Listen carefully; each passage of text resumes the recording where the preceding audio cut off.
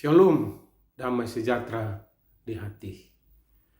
Bapak Ibu Saudara-saudara kekasih Tuhan, hampir 1 bulan kita berada di rumah untuk beribadah, memuji, memuliakan nama Tuhan dalam situasi pandemi COVID-19 yang melanda dunia dan melanda bangsa kita.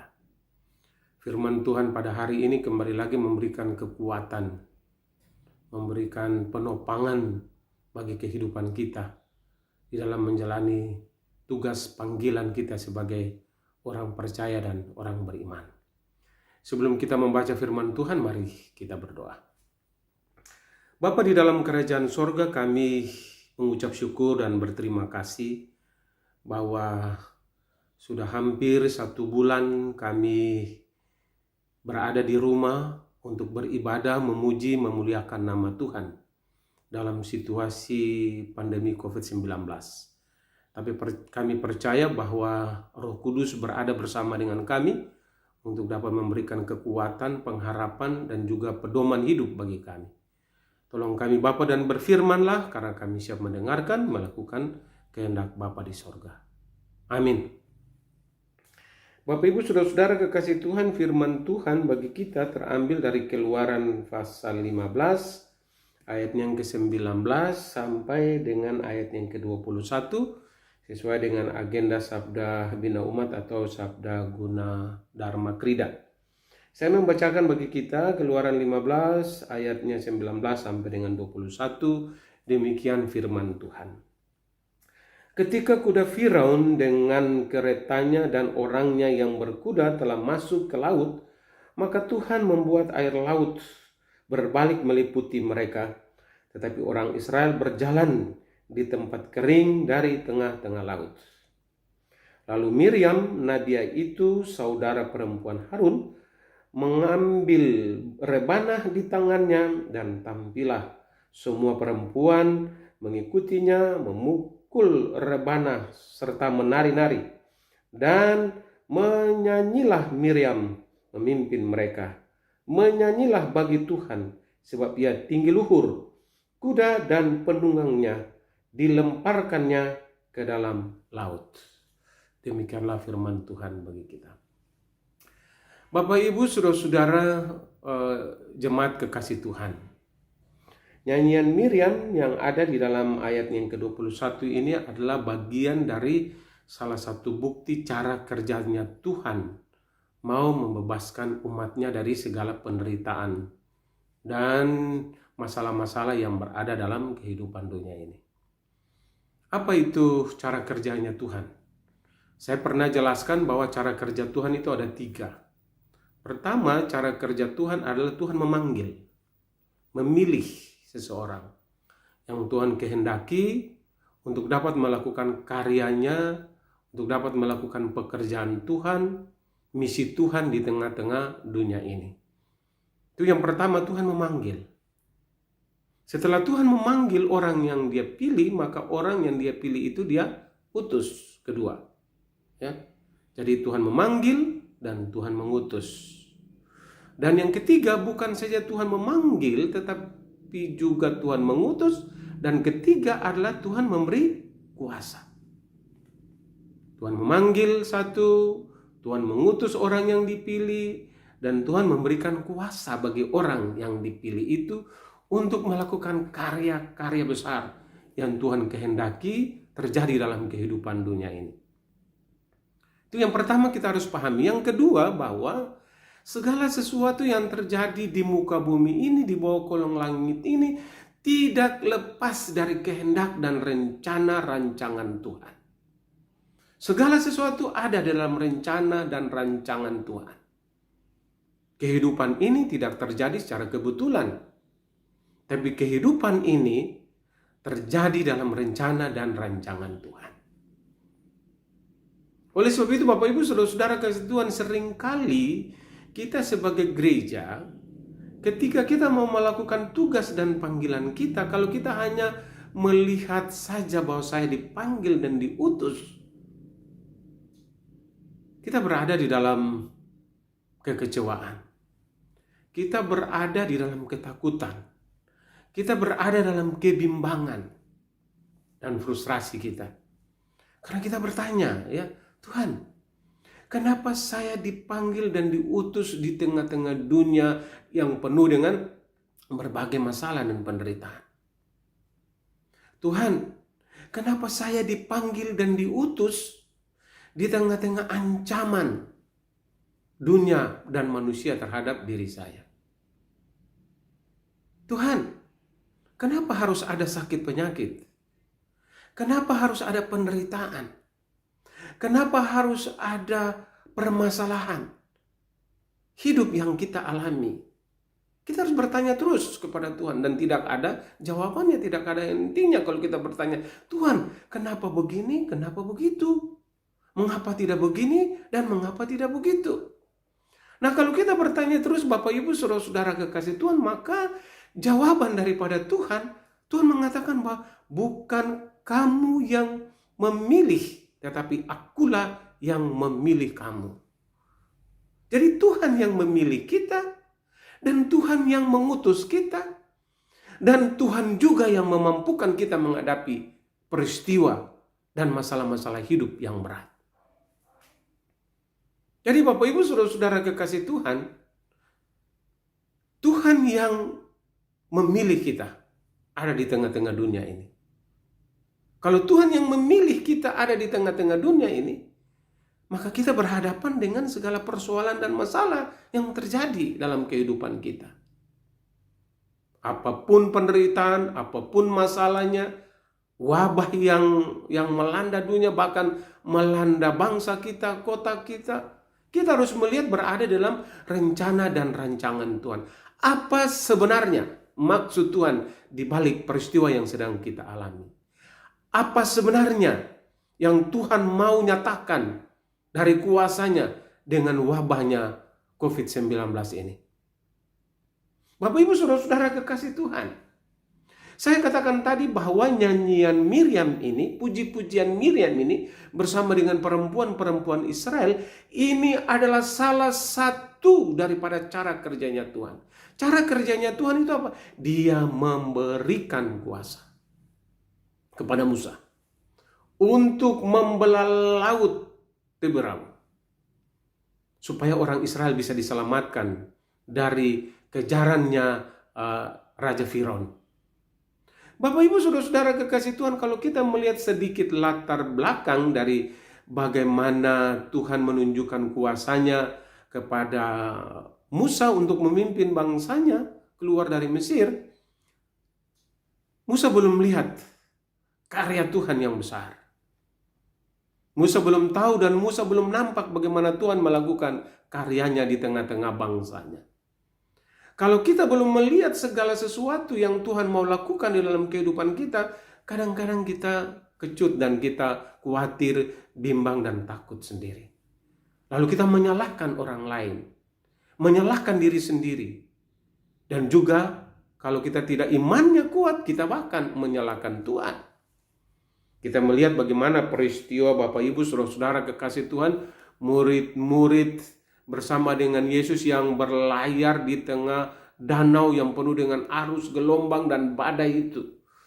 Ketika mereka menyaksikan bagaimana Yesus melakukan mujizat-mujizat yang besar, melakukan perkara-perkara besar yang tidak dapat dilakukan oleh manusia, mereka taat dan setia mengikuti Yesus. Yesus mengajak mereka untuk berlayar, ya, mengarungi danau itu, menyeberangi danau itu.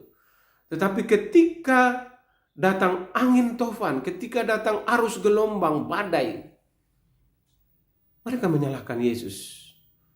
Guru, Tuhan, mengapa kamu melihat kami binasa dan hancur saja? Mengapa engkau hanya tidur saja? Seharusnya engkau menyelamatkan kami dari badai, dari arus gelombang ini. Lalu Yesus berdiri dan Yesus di depan perahu itu dan buritan itu mengatakan bahwa diamlah dan tenanglah. Maka arus gelombang badai itu diam dan tenang. Apa kata Yesus kepada murid-muridnya? Di manakah imanmu? Di manakah imanmu? Apa artinya di manakah imanmu? Bapak Ibu Saudara-saudara, iman Kristen, iman orang percaya Iman anak-anak Tuhan bukan dalam situasi yang senang saja. Bukan dalam situasi yang gembira saja. Bukan dalam situasi yang melimpah saja. Bukan dalam situasi yang menyenangkan hati kita. Lalu kita mengatakan, oh iya, Tuhan gagah perkasa. Tuhan maha dahsyat.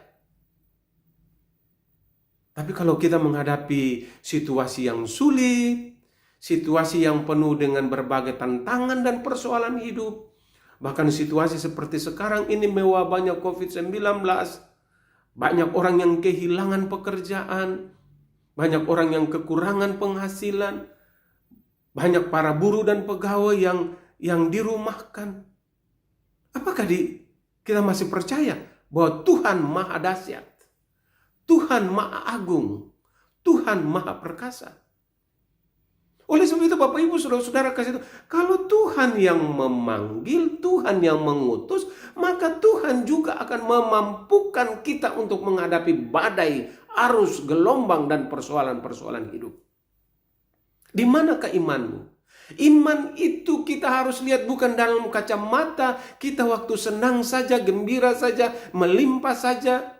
Tetapi iman orang percaya itu melihat juga di dalam konteks penderitaan, pergumulan, dan masalah-masalah hidup.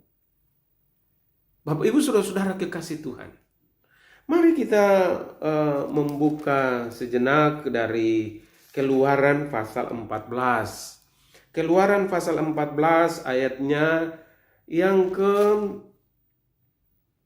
sampai dengan ayatnya yang ke-13. Saya bacakan bagi kita untuk membandingkan tentang bagaimana puji-pujian Miriam ketika orang Israel dikejar oleh tentara Firaun.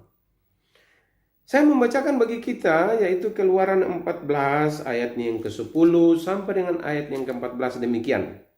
Ketika Firaun telah dekat, orang Israel menoleh, maka tampaklah orang Mesir bergerak menyusul mereka, lalu sangat ketakutanlah orang Israel, dan mereka berseru-seru kepada Tuhan. Dan mereka berkata kepada Musa, apakah karena tidak ada kuburan di Mesir, maka engkau membawa kami untuk mati di padang gurun ini? Apakah yang kau perbuat ini terhadap kami dengan membawa kami keluar dari Mesir? Bukankah ini telah kami katakan kepadamu di Mesir? Janganlah mengganggu kami dan biarlah kami bekerja pada orang Mesir. Sebab lebih baik bagi kami untuk bekerja pada orang Mesir daripada mati di padang gurun ini. Tetapi berkatalah Musa kepada bangsa itu, janganlah takut, berdirilah tetap dan lihatlah keselamatan dari Tuhan yang akan diberikannya hari ini kepadamu. Sebab orang Mesir yang kamu lihat hari ini tidak akan kamu lihat lagi untuk selama-lamanya. Tuhan akan berperang untuk kamu dan kamu akan diam saja. Bapak Ibu Saudara-saudara kekasih Tuhan, Musa saja menghadapi tantangan dari umatnya orang Israel. Kenapa Musa, kamu biarkan kami mati di padang gurun ini. Lebih baik kami tinggal saja di Mesir. Kenapa kami mengalami penderitaan ini? Kenapa kami mengalami kesusahan ini? Untuk apa kami harus keluar dari Mesir? Bapak Ibu Saudara, ini karakter budak. Karakter budak itu selalu dan senantiasa tidak mau keluar dari zona nyaman lah.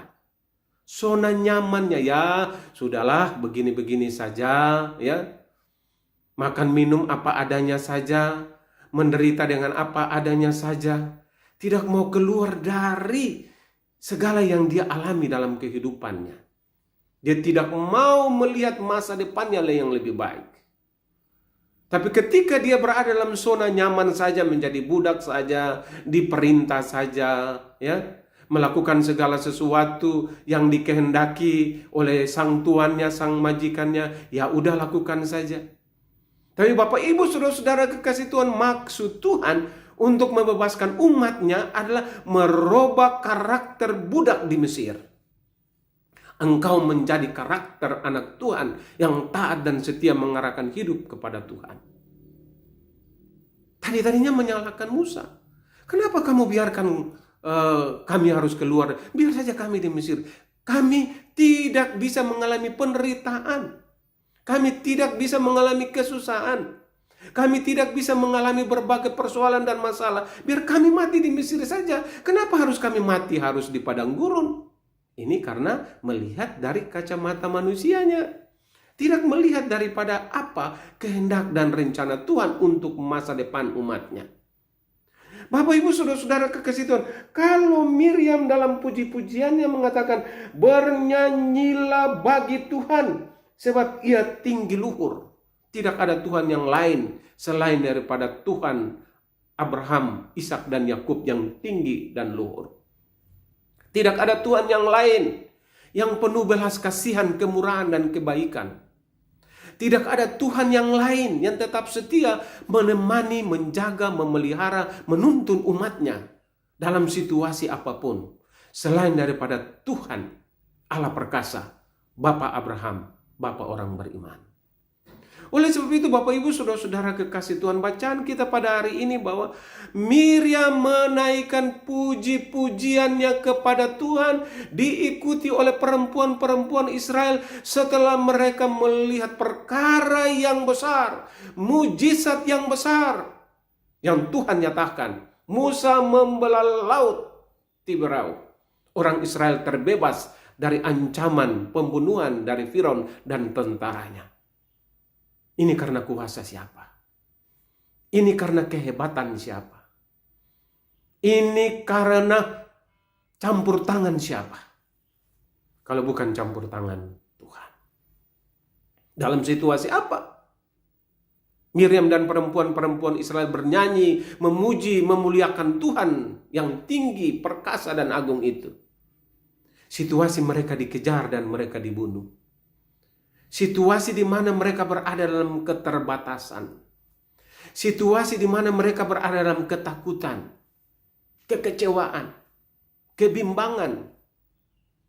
Situasi yang sangat sulit. Tetapi dalam situasi yang sulit itu, dalam situasi mereka takut, bimbang, kecewa itu, Tuhan tunjukkan kuasanya. Dan nama Tuhan dipuji, dimuliakan, dan disembah. Bapak Ibu saudara-saudara kekasih Tuhan, dalam situasi dan kondisi sekarang ini yang kita alami, sama seperti umat Israel yang keluar dari Mesir. Kita berada di dalam ketakutan. Kita berada dalam kebimbangan. Kita berada dalam tingkat stres yang tinggi. Kita berada dalam praduga-praduga kita yang sama sekali tidak ada yang bisa menentukan kapan ini bisa berakhir. Apakah 2-3 bulan lagi? Apakah akhir tahun ini? Ataukah lebih panjang lagi penderitaan kita?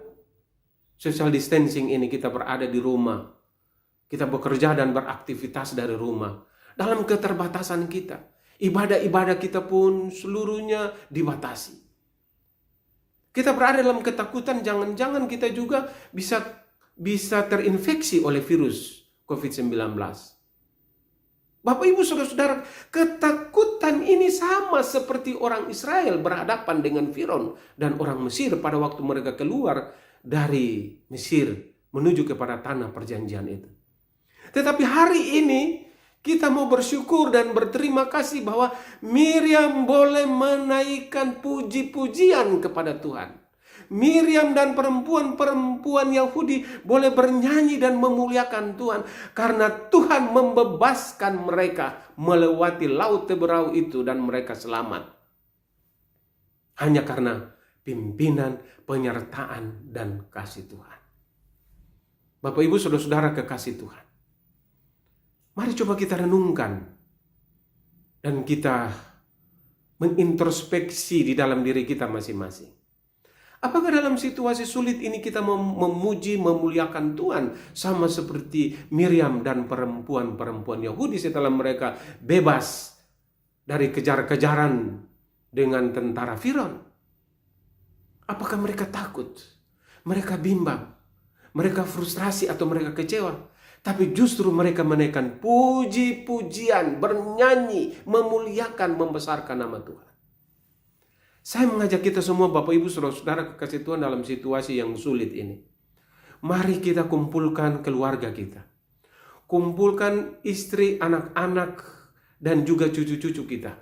Situasi yang sulit ini justru kita harus memuji, memuliakan, membesarkan nama Tuhan. Kita berada di rumah. Kita nggak tahu. Dengan situasi ini ada maksud dan rencana Tuhan. Ya pasti mari kita melihat bahwa di balik peristiwa ini ada maksud dan rencana Tuhan supaya kita menggunakan waktu ini yang di rumah bersama dengan keluarga kita, bersama dengan orang tua kita, suami, istri kita, anak, cucu kita. Mari kita kumpul sama seperti orang Israel. Mereka naikkan puji syukur, penyembahan kepada Tuhan, bernyanyi, membaca firman Tuhan, berdoa memuliakan nama Tuhan dalam situasi yang sulit supaya Tuhan membebaskan kita dari segala penderitaan ini. Kan dari penderitaan ini kita melihat kuasa Tuhan. Kita melihat mujizat Tuhan. Kita melihat campur tangan Tuhan. Bukan kita berada di rumah bersama dengan keluarga kita tanpa ada sesuatu apapun yang kita arahkan bagi kehendak dan rencana Tuhan. Kita bingung sendiri. Dan kita berada di dalam pikiran-pikiran yang menyesatkan diri kita. Tetapi kalau waktu kita berada di rumah bersama dengan keluarga kita, anak kita, semua orang yang kita kumpul, mari kita mengambil waktu khusus untuk memuji, memuliakan nama Tuhan, beribadah dan membaca firman Tuhan. Supaya kuasa Tuhan turun bagi bumi ini dan juga bagi negara kita dan kota kita masing-masing menghadapi pandemi COVID-19. Semoga kita selalu dan senantiasa memuji Tuhan, memuliakan Tuhan, membesarkan namanya, sama seperti Miriam dan perempuan Yahudi yang memuji memuliakan nama Tuhan keluar dari kejaran Firaun dan tentara Mesir.